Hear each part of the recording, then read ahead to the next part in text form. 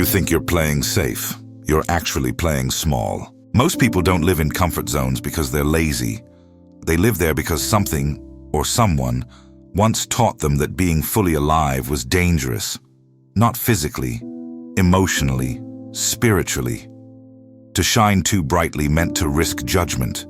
To speak up meant to risk being silenced. To try meant to risk failing. And that failure, once upon a time, didn't feel like learning. It felt like shame, so you learned. Not from books, but from silence, from tension, from the way love was given only when you were useful, or from how rejection came not with explanation, but withdrawal. As a child, you didn't have the tools to fight that. You didn't challenge it. You adapted.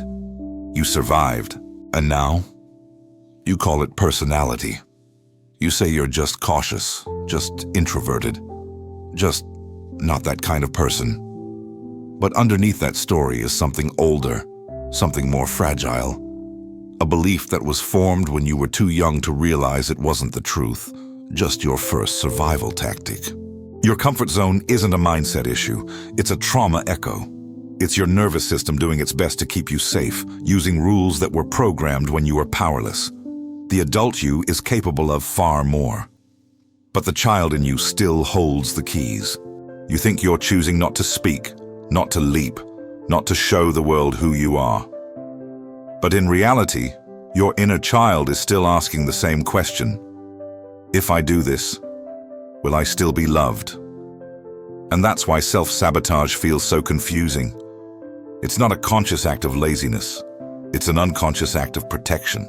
Your comfort zone was never about comfort. It was about not getting hurt again. And when you step outside it, your body doesn't just fear failure. It fears being abandoned, ridiculed, punished.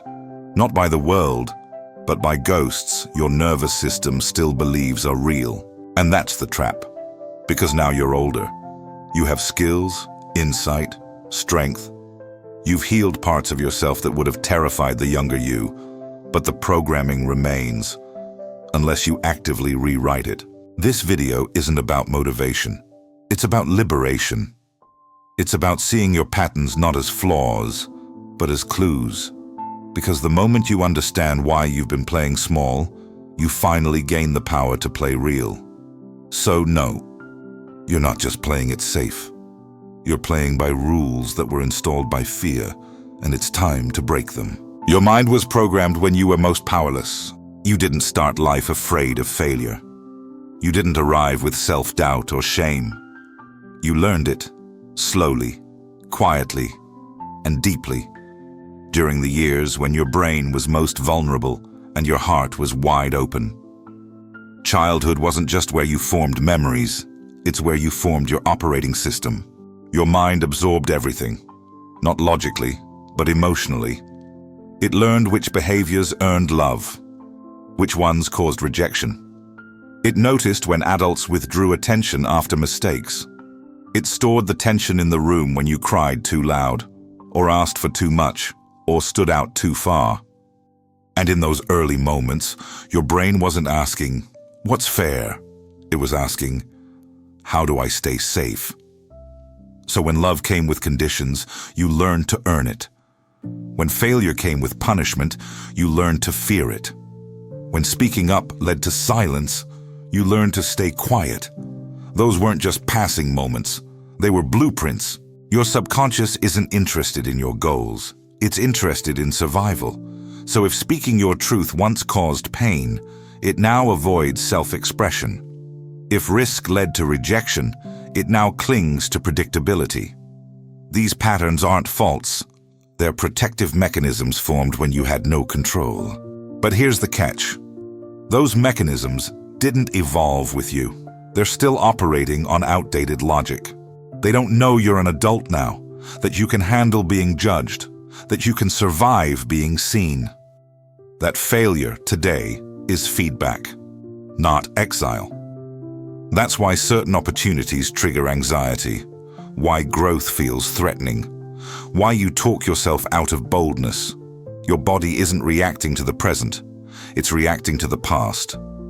And until you recognize that, you'll keep mistaking trauma responses for personality traits. You'll call yourself indecisive, unmotivated, inconsistent, without realizing those are symptoms of a mind still running childhood scripts in adult scenarios. It's not that you don't want more, it's that part of you still believes more is dangerous. And that belief, it was never yours. It was installed, which means it can be uninstalled too. Comfort zones are trauma loops in disguise. We like to think of comfort zones as peaceful, familiar, stable. But the truth is, most comfort zones aren't places of rest. They're places of repetition. And what they're repeating isn't peace. It's fear, conditioned fear. The kind that once kept you safe, but now keeps you stuck. You may not feel afraid on the surface. That's the illusion. Trauma rarely announces itself with panic. It often shows up as hesitation, overthinking, procrastination. You tell yourself you're just not ready yet. But what you're really saying is, a part of me still thinks I'll get hurt if I move forward. Comfort zones aren't soft blankets. They're padded cells. They're designed by the younger version of you who still remembers the sting of being laughed at, yelled at, ignored. And so now, anything that resembles that moment, taking a risk, speaking in public, starting something new, triggers avoidance. Not because you're incapable, but because your body is still trying to protect you from a pain you never processed. This is why you can work hard and still feel stuck. Why you can want success and still sabotage it. Because comfort zones don't respond to logic. They respond to emotional memory. And that memory says, last time you tried something bold, it didn't end well. Don't do it again. So you stay. You stay in the job you've outgrown. The relationship that's safe but unsatisfying. The habits that don't challenge you but don't scare you either. You call it stability. But what it really is an internal agreement to relive the same emotional script over and over. And here's the harsh truth. Comfort zones don't keep you safe from the world. They keep you safe from yourself. From the part of you that wants more, that dares more, that remembers your capacity. That voice becomes quieter the longer you avoid it. Not because it's gone, but because the trauma loop you're living in won't let it speak. To break the loop, you don't just need more motivation. You need reconciliation with your past. You need to recognize that what once protected you is now limiting you. And you need to make a conscious decision to stop asking fear for permission before you grow. You're not too weak to rise. You're just stuck in a pattern that once saved you. But you don't need saving anymore. You need awakening. Reclaiming your future means rewriting the internal script. The first step to changing your life isn't a morning routine. It's not a vision board. It's not even discipline. It's awareness. You have to realize that most of your behavior isn't random. It's scripted. And the script was written by people, moments, and beliefs that you didn't consciously choose. Maybe someone once told you not to speak unless spoken to. Now you struggle to express your needs. Maybe you were praised only when you achieved something. Now you grind endlessly, even when you're exhausted. Maybe you learned early on that failure meant disappointment. Now you avoid trying altogether because deep down, you still fear being not enough. These aren't flaws, they're code. Old lines in your operating system that never got updated. But here's what changes everything. You can rewrite them. You can replace "I'm not good enough" with "I'm learning." Replace "I always mess this up" with "This time I stay present." Replace "They won't understand me" with "I'll show up anyway." It doesn't happen all at once. It happens in the pause. The moment where you notice the script and choose a different line. That's where the rewiring begins. Not through perfection, but through pattern disruption. You stop asking fear for advice. You stop making choices from pain. You stop letting your inner child hold the pen when your future is being written. That child needed protection. You need power. And the two are not the same. You reclaim your future when you stop trying to be ready and start being real. When you look at your excuses and ask, whose voice is this? When you stop waiting for safety and start acting with intention, even when the fear is loud. It will feel unnatural at first.